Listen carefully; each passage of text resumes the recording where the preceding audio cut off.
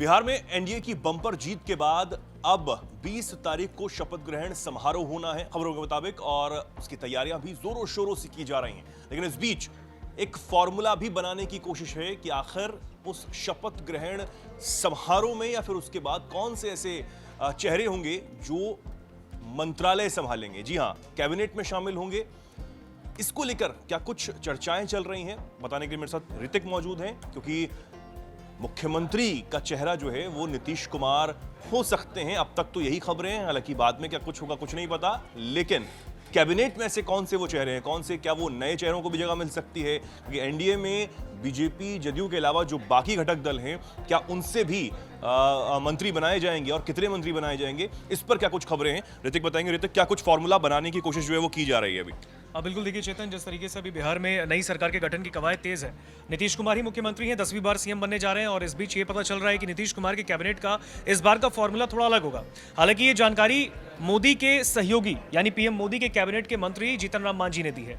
जीतन राम मांझी ने बयान दिया, उन्होंने कहा है कि इस बार कैबिनेट का जो प्रारूप है वो थोड़ा बदलेगा 2020 के कंपैरिजन में, और इस बार अगर देखा जाए तो फॉर्मूला जो है वो करीबन 16, 14, 3 और 1-1 का फॉर्मूला बना है। अगर आप देखें तो मोर देन 35 जो है यहाँ पे मंत्री होंगे बिहार के नए मंत्रिमंडल में, तो एक बहुत हैवी कैबिनेट बनने की तैयारियां चल रही हैं। लेकिन इस बीच आप देखें तो सवाल ये उठता है कि 16 क्या बीजेपी से होंगे, 14 क्या जेडीयू से होंगे। इस बीच भी अगर सवाल ये भी उठा है कि लास्ट टाइम 2020 में जब 43 विधायक के साथ नीतीश कुमार मुख्यमंत्री बने, उस वक्त कैबिनेट में उनके करीबन 12 से 13 मंत्री जो विधायक थे वो मंत्री बने थे। लेकिन इस बार तो मामला ही अलग है, डिफरेंट है बिल्कुल। डबल विधायक आए हैं, 80 प्लस विधायक उनके आए हैं, तो जाहिर सी बात है कि फिर वो 13 विधायक तो मंत्री उनके बनेंगे नहीं।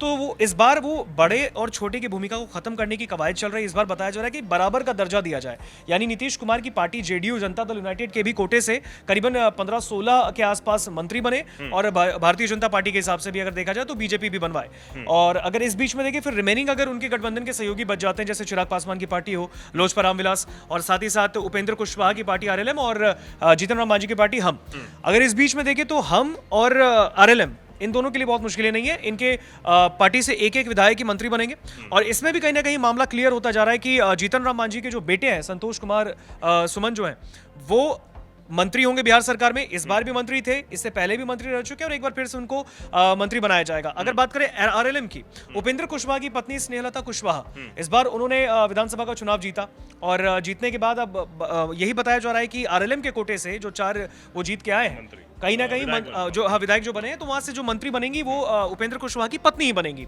अब अगर बात करें तो चिराग पासवान की पार्टी देख लें, 3 विधायक उनके मंत्री बनने की रेस में है। इसमें राजू तिवारी का नाम है, जो कि एलजेपीआर के प्रदेश अध्यक्ष भी हैं, और उसके बाद अगर देखें आप तो हुलास पांडे का नाम सामने आ रहा है, संजय पासवान का नाम सामने आ रहा है। तो अगर आप देखेंगे इस तरीके से तो यहाँ पे नाम लगातार जो है वो सामने आ रहे हैं। मेरे पास एक जानकारी ये सामने आई है कि 20 तारीख को जो शपथ ग्रहण पटना की जो राजधानी पटना के गांधी मैदान में होने वाला है, वहाँ पे तैयारियां चल रही हैं। नीतीश कुमार ने राज्यपाल से मिला भी, इस्तीफा भी सौंपने की बात सामने आई, और अब नए सरकार के गठन की कवायद जो तेज चल रही है। इस बीच में आप देखिए एक बड़ी बात यह है कि मंत्री कौन बनेंगे बीजेपी के कोटे से, क्योंकि कल अगर बात करें मंगलवार के दिन यहाँ बीजेपी हेडक्वार्टर में दिल्ली में बीजेपी के विधायक दलों की बैठक है। नए विधायक जितने जीत के आए विधानसभा में वो कल दिल्ली के बीजेपी दफ्तर पहुंचेंगे, वो शीर्ष नेतृत्व के साथ मुलाकात होगी, और शायद वहां से भी एक खाका तैयार होगा कि भाई किन किन को मंत्री बनाना है। अगर आप देखें तो इस बार नाम बीजेपी की ओर से शामिल था डिप्टी सीएम में आपके सम्राट चौधरी और विजय सिन्हा। इस बार शायद सम्राट और विजय में से कोई एक जो है डिप्टी सीएम बन सकते हैं, ऐसी भी जानकारियां सामने निकल कर आ रही है। हालांकि अगर देखा जाए तो विजय सिन्हा ने भी लखीसराय को जीता है, सम्राट चौधरी भी तारापुर से जीत के आए, तो दोनों ही अनुभवी नेता हैं और बीजेपी के बड़े नेता हैं भारतीय बिहार में। अगर अब ऐसे में देखें तो फिर कहीं ना कहीं सवाल ये उठेगा कि मंत्री और कौन कौन बीजेपी के कोटे से बनेंगे। जेडीयू की तरफ से अगर आप देखें तो 2 दिन पहले ही ललन सिंह और संजय झा जो कि कार्यकारी अध्यक्ष हैं जेडीयू के, वो दिल्ली आते हैं, अमित शाह से मुलाकात करते हैं, नए गठन की तैयारी कैसी होगी, किस तरीके से मंत्रिमंडल का प्रारूप तय होगा, उस पर बातचीत करते हैं। तो कहीं ना कहीं जो तैयारियां लगातार चल रही है, बट अभी नाम को बहुत जल्दी डिस्क्लोज करना थोड़ा सा डिफिकल्ट होगा, क्योंकि यहाँ पे बस एक तरीके से आप अनुमानित नाम बोल सकते हैं। जो लास्ट टाइम भी बिहार कैबिनेट में मंत्री थे बीजेपी या जेडीयू के कोटे से, शायद उनमें अब एक बार फिर से अगर आप देखें जमा खान बसपा से वो चुनाव लड़े, हार गए थे, जेडीयू में आए, और जेडीयू में आने के बाद फिर से एक बार वो चैनपुर से वो विधायक बन गए। तो अगर आप देखेंगे तो वो एकमात्र अल्पसंख्यक कोटे से मंत्री बनते हैं। अगर आप देखें तो एकमात्र मुस्लिम विधायक जो कि मंत्री बनेंगे इस बार भी, ऐसा भी उनका नाम सामने आ रहा है। तो बहुत सारे ऐसे नाम हैं जो सामने निकल कर आ रहे हैं। बट अगर इस बार देखें तो इस बार 2020 से और 2025 में नीतीश कुमार के मंत्रिमंडल का फॉर्मूला अलग है, जो कि जीतन राम मांझी ने क्लियर कर दिया है। बिल्कुल। तो अब लेकिन हालांकि मंत्री को लेकर आपने बताया कि अभी, लेकिन ये साफ नहीं है कि भाजपा से ज्यादा मंत्री होंगे या फिर जदयू से ज्यादा मंत्री होंगे, ये भी अभी साफ नहीं है ना। नहीं, बिल्कुल नहीं, बिल्कुल साफ इसलिए भी नहीं है क्योंकि लास्ट टाइम अगर आप, जैसे मैंने पहले बताया आपको, 2020 में एक मामला क्लियर था कि भाई जेडीयू थर्ड नंबर की पार्टी है तो ज्यादा विधायक से मंत्री बना नहीं पाएंगे। उस वक्त एक कॉम्प्रोमाइज करवाया गया था जेडीयू को, लेकिन इस बार तो सामने भैया डबल एकदम, मतलब कह सकते हैं कंधे से कंधा मिला के खड़ी है। तो क्यों जेडीयू जो है इतने ऐतिहासिक जीत के बाद वो विधानसभा, वो अपने कैबिनेट में मंत्री कम चाहेगी? तो कहीं ना कहीं इसी बात को लेकर चर्चाएं भी। इसमें एक सवाल ये भी है कि इससे पहले जब भाजपा ने एक अच्छा प्रदर्शन किया इंडिया में रह के, और उसके बाद कहीं ना कहीं मुख्यमंत्री को लेकर बहुत ज़्यादा अनबन पहले भी चल रही थी। हालांकि फिर बाद में भाजपा ने यह भी कहा गया कि भाजपा ने बड़ा दल दिखाकर जदयू से जो नेता हैं नीतीश कुमार, उनको बोल दिया कि ठीक है आप मुख्यमंत्री जो हैं वो बने रहेंगे।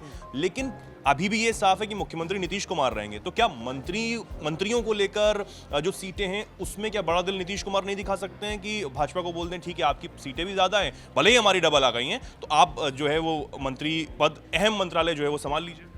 अहम मंत्रालय की अगर बात करें, हमेशा से नीतीश कुमार ने अपने पास गृह विभाग रखा है शुरुआत से ही, और गृह विभाग बहुत इंपॉर्टेंट विभाग होता है जिसके भी अंडर में जाता है। आप समझिए तमाम तबादले वहीं से हो रहे हैं, तो गृह विभाग उन्हीं के अंडर में रहेगा। अगर आप देखें तो वित्त मंत्री उन्होंने किनको बनाया? विजय चौधरी को, हमेशा उनके खास रहे। अशोक चौधरी को उन्होंने भवन निर्माण मंत्री बनाया, वो भी उनके खास रहे। और अगर आप इस फहरिस्त में देखें तो नाम बहुत हैं जो लगातार बनाते आए हैं। बीजेपी की ओर से अगर आप देखेंगे तो बहुत, जैसे अगर इस बार जो है सम्राट चौधरी ने वित्त मंत्री का जिम्मा संभाला तो विजय चौधरी को संसदीय कार्य मंत्री बना दिया गया। तो इस तरीके से वो आपस में शफल करते हैं। बट अगर आप देखें तो इस बार, जैसा कि आपने सवाल किया, ये तो नीतीश कुमार पे कहीं ना कहीं वो 5 साल से उस चीज को झेल ही तो रहे थे कि भाई हम अपनी पार्टी को 3 नंबर की पार्टी में भी मैं सीएम बनाऊं। हालांकि बोला गया कि नीतीश कुमार की ओर से, विजय चौधरी ने आके प्लेटफॉर्म पे कहा, सामने मीडिया से कहा कि नीतीश कुमार को मन बिल्कुल नहीं है सीएम बनने का, बट बीजेपी के फोर्स करने पे वो बन गए कि भाई चलिए आप अनुभवी, आप ये एक्सपीरियंस नेता, अनुभवी नेता है तो आप भी मुख्यमंत्री बनिए। इस बार तो अनुभव डबल हो गया है ना। तो इस बार तो नीतीश कुमार, देखिए क्या चेहरे पे मुस्कान है उनकी जब वो राज्यपाल से भी मिलने जाते हैं। उनको पता है कि किस तरीके से ये ऐतिहासिक जीत उन्होंने दर्ज की है। अगर इसमें भी अपार्ट फ्रॉम दिस अगर हम देखें तो नीतीश कुमार के लिए भी एक बहुत बड़ी बात हो जाएगी अगर बीजेपी कहती है कि हमें, हमारी पार्टी से 16 विधायकों को हम मंत्री बनाते हैं, आप 14 या 15 ही बनाइए। अगर एक सीट भी कम होती है, विपक्ष, देखिए विपक्ष तैयार है। अगर आप देखेंगे तो नीतीश कुमार की पार्टी को टारगेट करने के लिए भी तैयार है, एनडीए को टारगेट करने के लिए। अगर इस तरीके से कॉम्प्रोमाइज फिर वापस से किया जाता है तो शायद हो सकता है फिर नीतीश कुमार की इमेज को डाउन करने की कोशिश वहां पे बोलना शुरू कर दें विपक्ष के दौर के। भाई आप देखिए नीतीश कुमार अब क्यों झुक रहे हैं वहां पे? तो चलिए आपने एनडीए मतलब बीजेपी के सहयोगी से आप सीएम बन गए, लेकिन अब तो आप इतने ताकतवर हैं तो आप अपने पार्टी से ज्यादा विधायकों को मंत्री बनाइए। बट अगर देखिए तो ये आपसी सामंजस्य के बीच में ये जो रणनीति रोड मैप जो है वो तैयार होता है, और इसके लिए लगातार बैठकें, मैं कह रहा हूँ 14 नवंबर के बाद से लगातार बिहार, इस वक्त बिहार की सरकार शांत नहीं है। और अगर आप देखें तो इस बीच में 22 नवंबर जो है इस बार के कार्यकाल था नीतीश कैबिनेट का, वो भंग होने वाला, उससे पहले आपको करना ही करना है। तो अब वो इस्तीफा अपना सौंप भी चुके हैं राज्यपाल से मुलाकात करने के बाद। तो जाहिर सी बात है कि अब नीतीश कुमार के लिए कहीं ना कहीं एक सवाल है कि अब क्या वो 1-2 ऐसे विभागों में कॉम्प्रोमाइज करवाएंगे। क्योंकि अगर आप विभाग देखें बीजेपी के कोटे से जो अगर नाम सामने आ रहे हैं, इसमें विजय सिन्हा का है।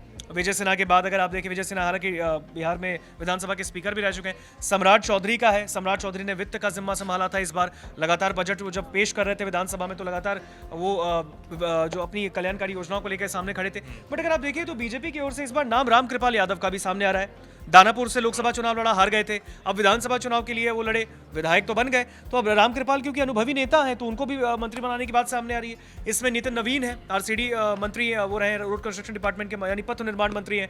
वापस से ऐसा लग रहा है कि क्या वो विभाग वापस से उनके पास चला जाएगा। मंगल पांडे स्वास्थ्य मंत्री हैं, हेल्थ भी बहुत बड़ा एक विभाग होता है, वो उनके पास है। तो ऐसे में अगर आप देखेंगे तो लगातार जो नाम सामने आ रहे हैं, कुछ नाम वही हो सकते हैं इस बार भी कैबिनेट में जो लगातार मंत्री पद को संभाल चुके हैं। हो सकता है कि उनके अनुभव को देखते हुए वापस उनको बनाया, नए चेहरों को मौका दिया जाए, वो देखने वाली बात होगी। एक सवाल मेरा ये कि उप मुख्यमंत्रियों को लेकर क्या कुछ जानकारी है? क्योंकि अब तक की जो शुरुआती जानकारी थी, कहा यह जा रहा था कि 2 से ज्यादा भी नाम जो है उप मुख्यमंत्री हो सकते हैं, बनाए जा सकते हैं। और ये भी सवाल मेरा है, क्या उप मुख्यमंत्री अगर 2 होते हैं या फिर उससे ज्यादा होते हैं, उससे कम भी होते हैं, तो क्या वो भाजपा कोटे से ही रहेंगे?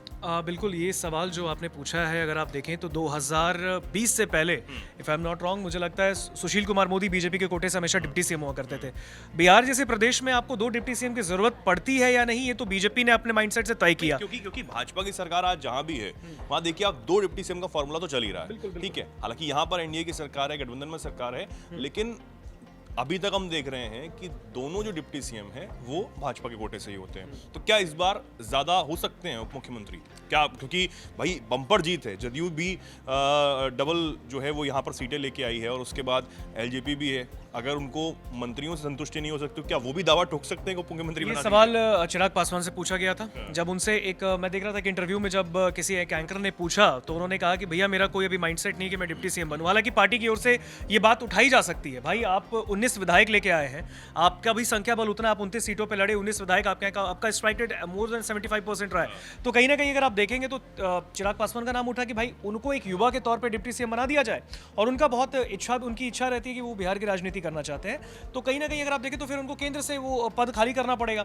बट अभी जब उनसे ये सवाल पूछा गया कि आप डिप्टी सीएम बनने का सोच रहे हैं, क्योंकि एक अनुभवी नेता मुख्यमंत्री, एक युवा नेता जिसके पास वो जोश है, तो एक अनुभव और एक युवा का वो जोश मुझे लगता है एक प्रदेश को आगे बढ़ाने के लिए बहुत काम करता है ऐसे में। तो कहीं ना कहीं अगर आप देखेंगे, और इसी प्रारूप से तेजस्वी और नीतीश डिप्टी सीएम और सीएम बने थे। हालांकि अब तो खैर वो जोड़ी मुझे लगता है भविष्य में कभी देखने को मिले ना मिले, बट अगर इस बीच में अगर आप देखें तो हाँ, डिप्टी सीएम के लिए ताल ठोका जा सकता है। विजय चौधरी बहुत सीनियर लीडर हैं, जेडीयू के संसदीय कार्य मंत्री भी रहे, विधानसभा स्पीकर भी रहे, बहुत अनुभवी नेता है। हो सकता है डिप्टी सीएम उनका नाम भी सामने आ सकता है कि अगर एक जेडीयू कोटे से बना दिया जाए, एक बीजेपी कोटे से बना दिया जाए, इससे बैलेंस रहेगा। पहली बारी ऐसा था कि हमेशा देखिए विपक्ष एनडीए को टारगेट नीतीश को क्यों करता था कि बीच में नीतीश बैठ जाए सीएम के लिए, लेकिन बगल में दोनों डिप्टी सीएम बीजेपी के होंगे तो वो दबा के रखेंगे कि साहब आपको अब हम इधर से उधर होने नहीं देंगे। तो कहीं ना कहीं अगर आप देखें तो इस बीच में अब पूरे कायाकल्प, मैं अगर कहूँ तो पिक्चर ही पलट गई है पूरी 2020 से 2025 में। और कहीं ना कहीं अगर आप देखें तो कॉम्प्रोमाइज तो हर किसी को कहीं ना कहीं एक जगह पे आके करना ही पड़ता है। तो शायद अब वो नीतीश कुमार की पार्टी करेगी क्या डिप्टी सीएम के लिए, मुझे नहीं लगता है कि बीजेपी के कोटे से। इससे आप पहले भी देखिए 2020 में भी तारकिशोर प्रसाद और रेणु चौधरी ये जो थी वो दोनों जो थी ये दोनों बीजेपी के कोटे से डिप्टी सीएम बनी। इस बार भी बीजेपी के कोटे से 2 डिप्टी सीएम विजय सिन्हा और तारकिशोर सम्राट चौधरी। इस बार भी ऐसा लग रहा है कि वो जोड़ी रिप्लेस नहीं की जाएगी। बट अगर आप देखें एक नाम को हटा के, अगर विजय सिन्हा, देखिए सम्राट चौधरी को तो नहीं हटा सकते, ये दावा लगातार लोग कर रहे हैं कि सम्राट चौधरी ने, क्योंकि वो एक प्रदेश अध्यक्ष भी रहे बीजेपी के और लगातार वो बीजेपी का स्टैंड बहुत क्लियर रखते हैं किसी भी प्लेटफॉर्म पे, तो हो सकता है कि विजय सिन्हा को विधानसभा स्पीकर की जिम्मेदारी वापस से दी जाए और हो सकता है कि जेडीयू कोटे से एक डिप्टी सीएम बना दिया जाए। बट ये सब एक अनुमानित बातें हैं। ये हो सकता है कि मुझे लगता है कि आपको पहले 20 तारीख को तो खैर शपथ ग्रहण है, जब मुख्यमंत्री शपथ ले लेंगे, जाहिर सी बात है कि फिर उनके कैबिनेट का पूरा टीम को तैयार करने के लिए लगातार अभी मीटिंग, जैसे मैंने आपको बोला कि कल दिल्ली में बीजेपी के विधायक दलों की बैठक है, जेडीयू ने अपने विधायक दलों को बुलाया है। तो जो जीते हुए विधायक है वो लगातार जो है वो संपर्क में अपने पार्टी के शीर्ष नेतृत्व से, और कहीं ना कहीं नाम एक लिस्ट भेजना बहुत जरूरी है कि वो नाम आखिर कौन होंगे, और उसमें से फिर तय किया जाएगा कि किस विधायक को कौन सा मंत्री बनाना है और कौन सा विभाग फिर देना है। बिल्कुल देना है। हालांकि ये फॉर्मूला जो है बनाने में कहीं ना कहीं मुश्किलें तो जरूर आ सकती हैं, और हो सकता है कि ये फॉर्मूला तय भी हो गया हो, बस उन लोगों को बताना जो है वो बाकी रह गया हो। हालांकि अब शपथ ग्रहण समारोह की तैयारियां जोरों शोरों पर की जा रही हैं पटना के गांधी मैदान में, और इसी के साथ ये भी देखना होगा कि क्या मुख्यमंत्री के साथ डिप्टी सीएम या फिर जो मंत्री हैं वो भी शपथ लेते हैं या फिर बाद में वो शपथ लेंगे, इस पर नजर हमारी बनी रहेगी। बहुत बहुत शुक्रिया रेतक आपका। आप इस पर क्या कुछ सोचते हैं बिहार की राजनीति पर, जो कुछ हुआ और आगे जो कुछ होने वाला है, क्या आप राय रखते हैं? लिखिए कमेंट सेक्शन में, जुड़े रहिए, देखते रहिए।